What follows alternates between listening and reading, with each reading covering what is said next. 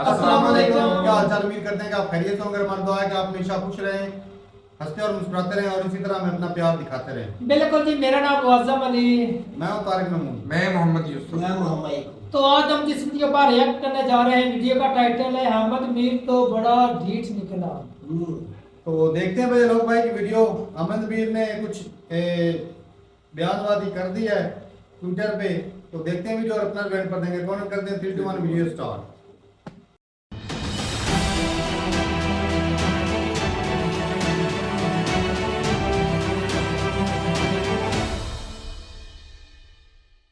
इस वीडियो में बताई गई सारी जानकारी पब्लिक प्लेटफॉर्म पर उपलब्ध है। इसमें ऐसी कोई जानकारी नहीं दी गई है जिससे हमारे सुरक्षा बलों की गोपनीयता भंग होती है। डिफेंस डिटेक्टिव सेना का सम्मान करता है और उन्हीं जानकारियों के आधार पर काम करता है जो सार्वजनिक रूप से मौजूद हैं। अर्बन नस्ल की सोच यानी कि अरब नस्ल की सोच आपका और हमारा मंगलसूत्र भी बचने नहीं देंगे।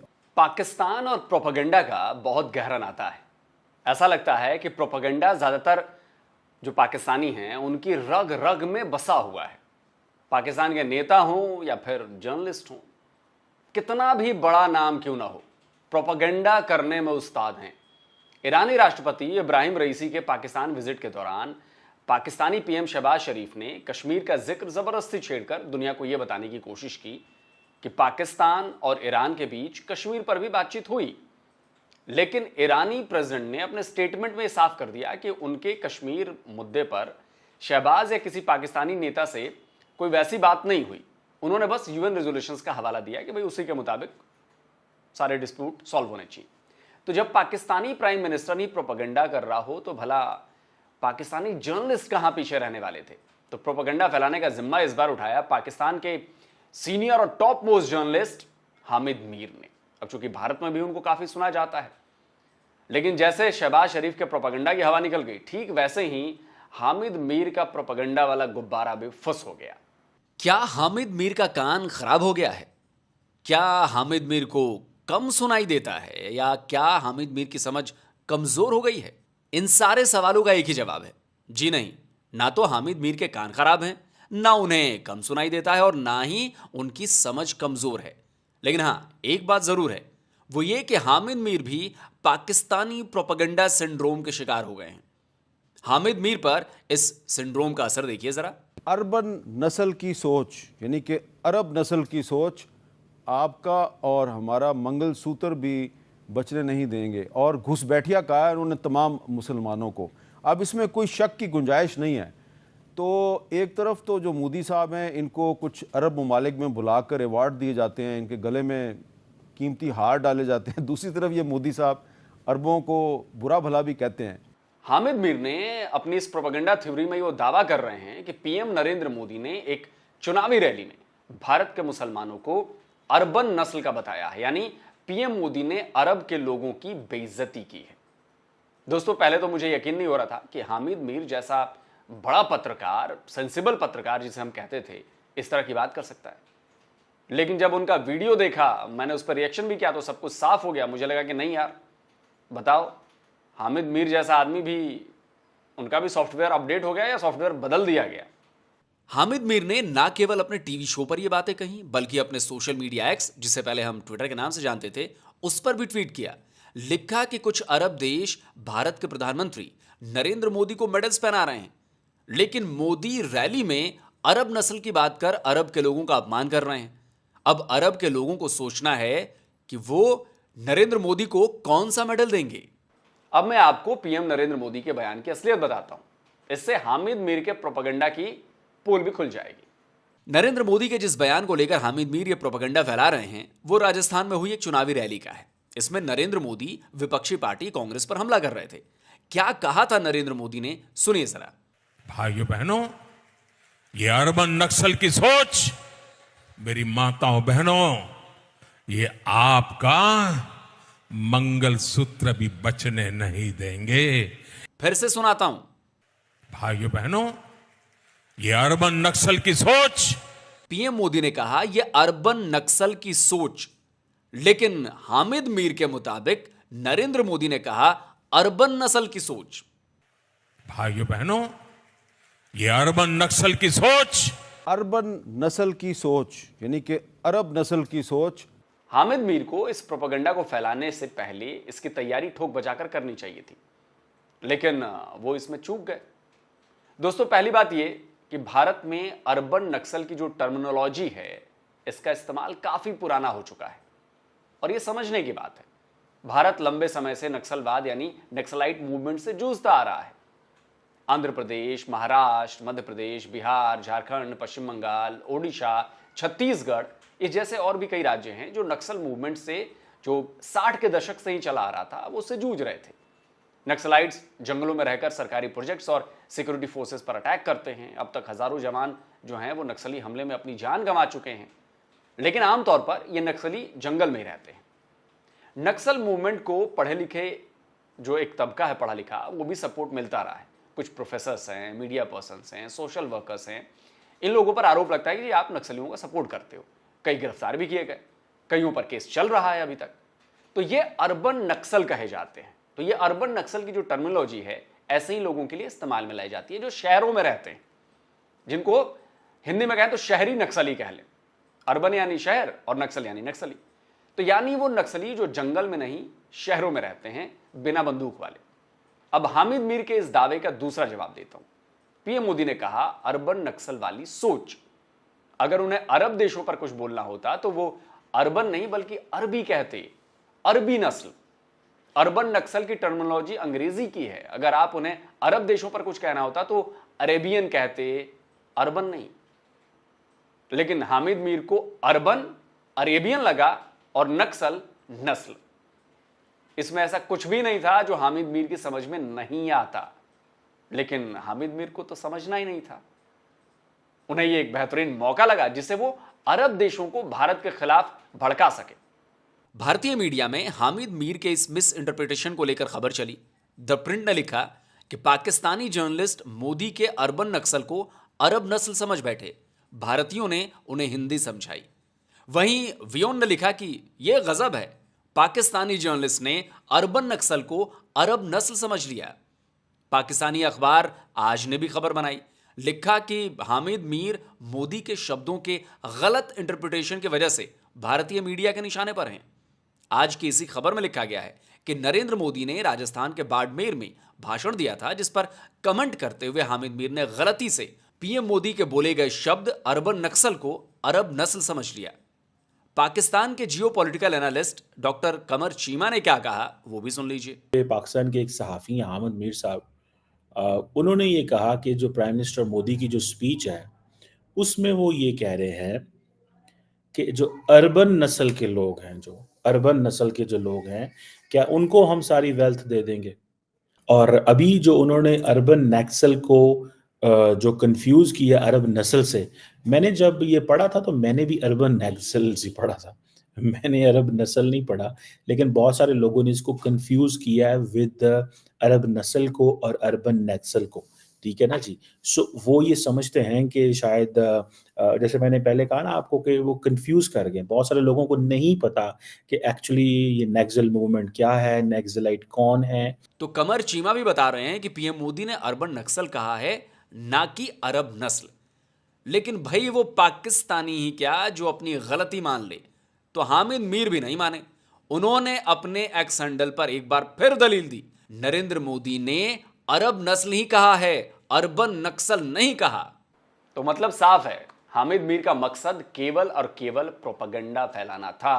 हामिद मीर का मकसद भारत को बदनाम करना था। हामिद मीर का मकसद भारत और अरब देशों के बीच जो अच्छे रिश्ते हैं उनको बिगाड़ देना था, और इसके लिए वो अभी भी ढिठाई कर रहे हैं।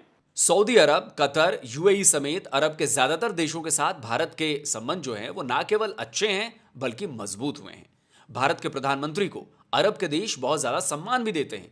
इससे पाकिस्तान को बहुत मिर्ची लगती है। पाकिस्तान की लीडरशिप जो है वो बड़ा इसको महसूस करती है, और पाकिस्तान के लोग भी बड़ा महसूस करते हैं कि नरेंद्र मोदी को क्यों इतनी ज़्यादा अहमियत दी जाती है। पाकिस्तान जितना भी चाले ना, जितनी भी कोशिश कर ले, अरब वर्ल्ड कभी भी नरेंद्र मोदी से पीछे नहीं हो सकती। उसके पीछे उनके इंटरेस्ट हैं। अब देखिए, पीएम मोदी को मुस्लिम देशों में सबसे ताज़ा तरीन अवार्ड जो है वो इजिप्ट में मिला है। इजिप्ट ने भी उन्हें अपने सर्वोच्च नागरिक सम्मान से सम्मानित किया है। वहीं इससे पहले सऊदी अरब ने भी उन्हें सम्मानित किया, अपना सर्वोच्च नागरिक सम्मान दिया। यूएई ने भी उन्हें अपना सबसे बड़ा नागरिक सम्मान दिया है। इजिप्ट से पहले फिलिस्तीन सहित 7 मुस्लिम देश भारतीय पीएम नरेंद्र मोदी को सम्मानित कर चुके हैं। लेकिन पाकिस्तान को यह समझ नहीं आता कि यह सम्मान पीएम मोदी को या भारत को यूं ही नहीं मिल रहा। भारत ने न केवल अपना डेवलपमेंट किया है, बल्कि वो दुनिया के दूसरे देशों के लिए भी मददगार साबित हुआ है। मजबूत इकोनॉमी, मजबूत डिप्लोमेसी, मजबूत पॉलिसी और बड़े मार्केट के दम पर भारत ने दुनिया में अपनी वो जगह बना ली है जिसे इग्नोर करना किसी भी देश के लिए मुमकिन नहीं रह गया है। अब तो अरब कंट्रीज और ईरान भी कश्मीर पर बयान देने से साफ इनकार कर रहे हैं। अमेरिका तक भारत को सीधे कुछ कहने से बचता है। यूक्रेन रूस की जंग में भारत ने ताल ठोककर रूस से तेल खरीदा और अमेरिका और वेस्टर्न कंट्रीज की हिम्मत नहीं हुई कि वो भारत पर किसी तरह का सैंक्शन लगाए। वहीं पाकिस्तान को देखिए, ईरान से हुई गैस पाइपलाइन की डील पूरी करने से लेकर ईरानी राष्ट्रपति के दौरे तक में बार बार अमेरिका उसे सैंक्शंस की धमकी दे रहा है। एक तरह से अमेरिका की तरफ से भी कहा जा रहा है कि सैंक्शंस लग सकती है, लेकिन भारत जो है वो चाबहार पोर्ट जिसका आपने नाम लिया वहां पर काम कर रहा है ईरान के साथ ही। तो आपको लगता है कि मतलब वो चाबहार पोर्ट पे काम कर सकता है, लेकिन पाकिस्तान को गैस पाइपलाइन के लिए मना किया जा रहा है? पाकिस्तान का मुकाबला इंडिया से तो नहीं किया जा सकता। इंडिया की जो इंटरनेशनल स्टैंडिंग है, डिप्लोमेसी के हवाले से, इंटरनेशनल जो मुआहदे उनके हवाले से, उसका पाकिस्तान से कैसे मुकाबला कर सकते हैं? पाकिस्तान को तो इंडिया जो अमेरिकन जो असिस्टेंट फॉरेन सेक्रेटरी है उसने ये तंबीह दी थी पिछले महीने कि अगर पाकिस्तान ने ईरान के साथ गैस पाइपलाइन के मुआहदे को आगे बढ़ाया तो पाकिस्तान को भी जो है वो इक्तिसादी पाबंदियों का सामना करना पड़ेगा। तो ये है भारत और पाकिस्तान का अंतर। भारत आज वर्ल्ड की 5वीं बड़ी इकोनॉमी है और पाकिस्तान दुनिया भर से कर्जे मांग मांग कर, भीख मांगकर अपना पेट पाल रहा है। भारत हर क्षेत्र में आसमान छू रहा है, चंद्रयान, मंगलयान, गगनयान तक पहुंच गया, लेकिन पाकिस्तान आटे तेल के लिए तरस रहा है। शायद यही इसी वजह से हामिद मीर तकलीफ में हैं, मेंटल बैलेंस गड़बड़ा गया है उनका। शायद इसी वजह से उन्होंने पीएम मोदी की बातों को अरब से जोड़ने की कोशिश की। लेकिन मीर साहब, भारत की हैसियत और पाकिस्तान की औकात का ये जो अंतर है ना, वो आपके और आपके देश के प्रोपेगेंडा से कम नहीं होने वाला। आपकी झूठी बातों से, फर्जी और मक्कारी भरे स्टेटमेंट से भारत की साख कम नहीं होने वाली। इसके लिए आपको और आपके देश को बहुत ज्यादा मेहनत करनी पड़ेगी। आपकी सरकार को प्रोपेगेंडा छोड़कर प्लानिंग करनी पड़ेगी, उसे एग्जीक्यूट करना होगा, तब जाकर थोड़ी बहुत बात बनेगी। तो हामिद मीर जी, प्रोपेगेंडा करना छोड़िए, इससे भारत की रेपुटेशन पर तो कोई फर्क नहीं पड़ेगा। आप इसी तरह अपनी बेइज्जती करवाते रहेंगे। ट्रोल हो रहा है ना पूरे सोशल मीडिया पर, पाकिस्तान से लोग आपको ट्रोल कर रहे हैं, लेकिन तब भी आपको बात समझ में नहीं आ रही। आप ढीठ की तरह अपनी बातों पर टिके हुए हैं कि नहीं, मैंने सही सुना है और यही सही है। जो अक्सर आमतौर पर मैं पाकिस्तानियों के लिए कहता हूं कि उनका मानना है कि जो उन्होंने कह दिया वही सही है, दूसरे की बातें नहीं सुननी। और आज भी हामिद मीर उस पर टिके हुए हैं, ढीठ बने हुए हैं। थोड़ी बहुत अगर अपनी इज्जत बचानी है, माफी मांग लीजिए हामिद मीर जी कि गलती हो गई सुनने में। लेकिन मैं जानता हूं ना, पाकिस्तानी बड़े वो हैं, 80 तो मुसलमान और 80 पाकिस्तानी। हम कैसे माफी मांगे? हमने बोल दिया कि बोल दिया, हम नहीं मांगते माफी। तो करते रहिए ढिठाई, बेइज्जत तो आप ही हो रहे हैं ना, पाकिस्तान में भी और दुनिया भर में भी। तो दोस्तों, वीडियो कैसा लगा इसे ज्यादा से ज्यादा शेयर करिए भाई। पता नहीं यूट्यूब बाबा ने कुछ चमत्कार किया है मेरे चैनल पर, रीच बड़ी कम कर दी है। तो ये आप लोगों की जिम्मेदारी है, इसको ज्यादा से ज्यादा लाइक करिए, ज्यादा से ज्यादा शेयर करिए, तभी ये यूट्यूब का एल्गोरिदम टूटेगा। वरना देखते रहिए अब कैसे हो रहा है ना, आप देखिए, जाकर चेक करिए। उसे कोई दिक्कत नहीं है, हम भी लड़ाई लड़ रहे हैं, तो आप भी थोड़ी मदद करिए हमारी इसमें। और जिन लोगों ने अभी तक हमारे चैनल को सब्सक्राइब नहीं किया है तो भाई चैनल को सब्सक्राइब करिए, आपसे अनुरोध है। साथ में बेल आइकॉन जरूर दबाइएगा, क्योंकि इससे आपको मेरे द्वारा अपलोड किए गए हर वीडियो की जानकारी मिलेगी। जल्दी मिलता हूं एक और नए वीडियो के साथ। नमस्कार, जय हिंद।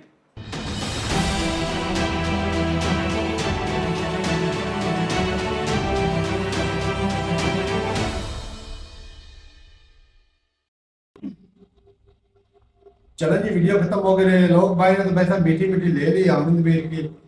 एक तो कमर चीमा भी बोल रहे थे कि ये साफ जाहिर है कि भाई नक्सलवादी हमने पहले भी अक्सर वीडियोस में देखा है कि जब एक हमने वीडियो देखी जिसमें 2.5 फ्रंट वार जो है इंडिया को फेस करना पड़ सकती है, उसमें खालिस्तानी भी थे, नक्सलवादी भी थे।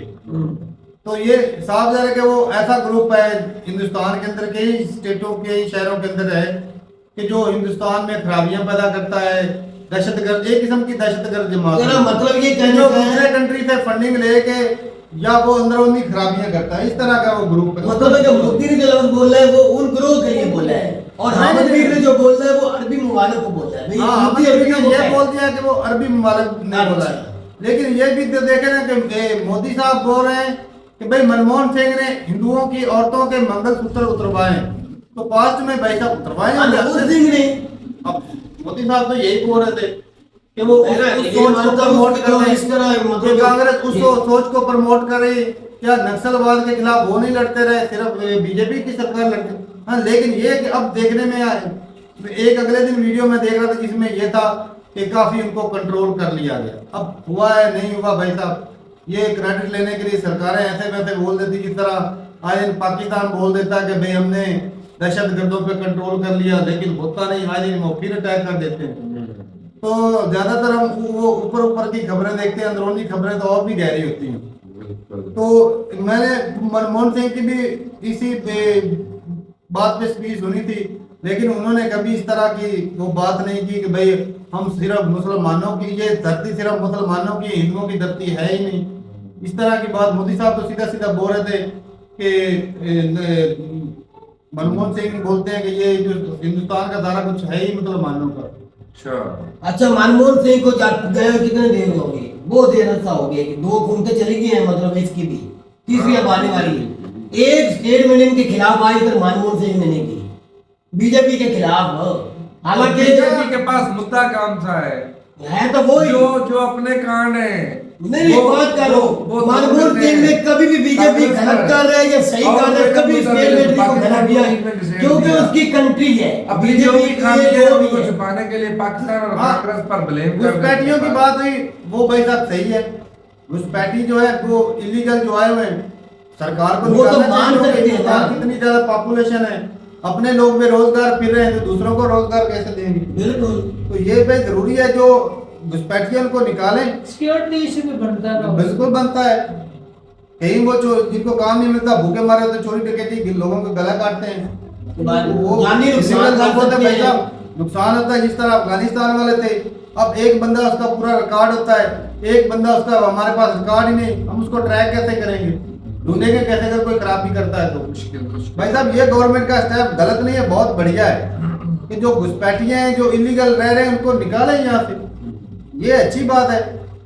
तो बाकी वो सीए बिल है, उसके बाद कि ये है ना बिल, ये भी है कि जो मतलब है मुस्लिम है उनको ही निकाला जाएगा, जो हिंदू तबके के या दूसरे उनको नहीं निकाला जाएगा। ये अच्छा बिल है उनके लिए। तो मुस्लिम जो आएंगे इंडिया में, एक मिसाल है, ऊपर से पनाह लेके आते हैं, या अंदर है जो मुस्लिम, और रोहिंग्या है, ये बंगाली बहुत ज्यादा आए हुए हैं इंडिया में। यार आए हुए हैं, वो तो कितनी बार बता चुके हैं। फिर अफगानी नहीं है क्या इंडिया में? तो उनको भी निकालेंगे। पाकिस्तानी भी कहीं है, उन्होंने बोले 3 कंट्री, अफगानिस्तान, पाकिस्तान, बांग्लादेश, इन तीनों कंट्रियों के जो मुस्लिम है, मुस्लिम को निकाल देंगे, फिर क्या होगा? खतरा खत्म हो जाएगा। तो सावधान है काफी। अच्छा, वो उनके और इनके खतरा है, कोई आज के खतरा को देख खतरा इंडिया में होता ही है। क्या खतरा है? कभी हुआ अल्लाह ने मैच जब तो हो ही ना किसी कंट्री में, इंडिया के अंदर हुआ तो कभी नहीं। ये कहते हैं कि बीजेपी की सोच है ऐसी भाई कि हम मुस्लिम को निकालेंगे, हिंदू को लाएंगे, तो अच्छी सोच नहीं होती। अच्छी बात जो उनकी मिनोरिटी, तो फिर पाकिस्तान अगर कहता है टोटल हिंदू ईसाई को निकाल देंगे, तो मुस्लिम को रखेंगे, फिर एक मिनट, फिर क्या कहते हैं? ये देखो सिर्फ मुस्लिम ही रहेगा, हिंदुइज्म को इज्जत नहीं मिल रही। वो तो कह रहे हैं भाई पाकिस्तान भी सीए वाला बिल पास करे, और जो तो वो पाकिस्तान को ब्लेम क्यों करते हैं कि हिंदुओं को निकाल रहे हैं? क्यों इंडियन करते हैं हिंदुओं को निकाल रहे हैं, ईसाइयों को निकाल रहे हैं? क्यों इंडियन मीडिया करती है, गवर्नमेंट क्यों ब्लेम करती रहती है? इंडियन है, आप भी तो अजीब बात है। मुस्लिम को इंडिया से निकाल दे तो वो ठीक है, अगर पाकिस्तान से कोई हिंदू अपनी मर्जी से इंडिया चला जाए तो वो कहते हैं पाकिस्तान ने निकाल के अजीब बात है। आज अगर किसी हिंदू को पाकिस्तानी गवर्नमेंट ने नहीं निकाला, वो खुद अपनी मर्जी हालात से कर रही है उन बेचारों ने। अच्छा मेरी बात सुन, तो इंडियन कह रहे हैं कि हम मुस्लिम को बंगाली या पाकिस्तानी या अफगानी को निकालेंगे भाई पहले वो स्टेटमेंट ठीक हो गई। तो बात यह कि हामिद मीर को बकायदा बताया गया कि ये अर्बन नस्ल नहीं की बात नहीं है, नक्सल अर्बन नक्सल की बात हो रही है, तो फिर भी वो नहीं माने। तो इसमें मैं उनको भाई साहब गलत समझूंगा कि उनका ये जो एक पर इतने बड़े लेवल पे हो गए और भाई कोई आप ऐसी चीज बात और करेंगे तो गलत ये कोई तोड़ मोड़ तरीके की बात कर रहे होंगे। सच्चा बंदा बात कर दे तो भाई साहब वो तो चलो मानने में आती है कि नॉलेज की कमी हो सकती है। एक इतना बड़ा पाकिस्तान में भी बहुत बड़ा नाम है है अमरजीत का, बिल्कुल अच्छी बात। और भाई रिस्पेक्ट भी थी, लेकिन जब उनको बात पर बताया गया फिर भी वो नहीं माने, उनकी गलती है भाई। गलती तस्लीम मैं कर लेते हैं, ठीक वाली बात ही है भाई। बाकी भाई जो कंट्री के लिए नुकसान है, जो घुसपैठिए है, मैं तो भाई हक में हूँ कि उनको निकाले। अच्छा फिर वो जो अफगानियों को पाकिस्तान ने निकाला है 16 लाख बंदे को, उस वक्त इसी अलोद सर की वीडियो आई थी, देखो इनको क्यों निकाल रहे हैं। पाकिस्तान ने कहा था अब इसीलिए निकाल रहे हैं, इनमें से है जो धमाके करवाते हैं पैसे लेके, इसी कंट्री का खा के करवाते हैं, इसीलिए निकाला। आज इंडियन क्या कह रहे हैं, इंडियन कह रहे हैं मुर्गी इसलिए निकाले हम उनसे खतरा है इसलिए है ना। जब पाकिस्तान को खतरा निकाला तो कह रहे अफगानियों के साथ बेअदबी हो रही है, निकाल रहे, कोई फर्क नहीं था, कोई फर्क नहीं। अगर मुस्लिम साबित भी करके निकाल रहे तो गलत है, इंडिया में कुछ हुआ भी नहीं तो फिर निकाल रहे वो ठीक है। अजीब बात है यार। वो भाई कभी तो हक की बात कर लिया, हक की बात सुन तो रहे, सुन तो लो। हम मुस्लिम उम्मा के लीडर बनते हैं कि नहीं बनते? और भाई बात कर, कोई मुस्लिम उम्मा का लीडर, हर कोई अपनी कंट्री का लीडर है, अब तो हर कोई लीडर है, तो हर कोई लीडर है। वो भी जो कर रहे हैं ठीक कर रहे हैं। हाँ, तो पाकिस्तानी अफगानी को निकालेंगे, इंडियन को निकाले, वो हमारी मर्जी है भाई, फिर आप भी बात नहीं कर सकते। बाकी मुझे तो भाई साहब मोदी साहब पे एक शक होता है कि ये डरा के लोगों को रखते हैं, खासतौर पे हिंदू कम्युनिटी को। यार अभी भी कहता डरा के रखते हैं, तो मैं कस्टम उठाना चाहता हूँ, मैं उठाऊंगा नहीं। बीजेपी का जितना खौफ है आज तक इंडिया की किसी गवर्नमेंट का खौफ कभी अवाम में नहीं था जितना बीजेपी का खौफ मुल्क के अंदर है। किस बात का वो तो बात कर लेने दे। है खौफ, दुनिया जानती है, दुनिया जानती है। अच्छा खौफ इस बात का है कि भाई साहब हिंदू मेजोरिटी में उसको खतरा है। पाकिस्तान में भी सेम चीज है भाई साहब के, पाकिस्तान में मुसलमान मेजोरिटी में इस्लाम खतरे में हो जाता है, तो सेम वही हिंदुस्तान में चल रहा है कि भाई साहब हिंदू है भी ज्यादा फिर भी खतरा है। वही बात मैं कर दे रहे हैं आप लोगों को। अजीब बात तो है। ठीक है भाई, अपनी रात रूप का कमेंट सेक्शन में हामिद मीर भाई साहब गलत है, बिल्कुल हम एक्सेप्ट कर रहे हैं, बिल्कुल उसने जो बात की उन्होंने गलत की है। जब लफ्जों की समझ आ गई तब भी उस चीज को ना माना, ये फिर जिद हुई, इसको तकब्बुर कहते हैं। बिल्कुल उनको मानना चाहिए। उसकी क्या हम कई दफा ऐसी बातें बोल देते हैं जो हमारे नाले में नहीं, गलत बात बोल देते हैं, लेकिन अक्सर कमेंट सेक्शन में या कोई बात हमसे भाई करता है, सही बताता है तो मान जाते हैं, क्योंकि भाई हम अभी सीख रहे हैं, हमें बहुत कुछ सीखना है, अभी हमें नॉलेज नहीं है इतना। तो ठीक है भाई, अपनी राय जरूर बताइएगा कमेंट सेक्शन में, और जरूर बताइएगा भाई साहब क्या हिंदुस्तान में हिंदू खतरे में अगर कांग्रेस की सरकार आ गई या नहीं। वो तो खुल के कहते हैं, तब तक इजाजत दे। अल्लाह।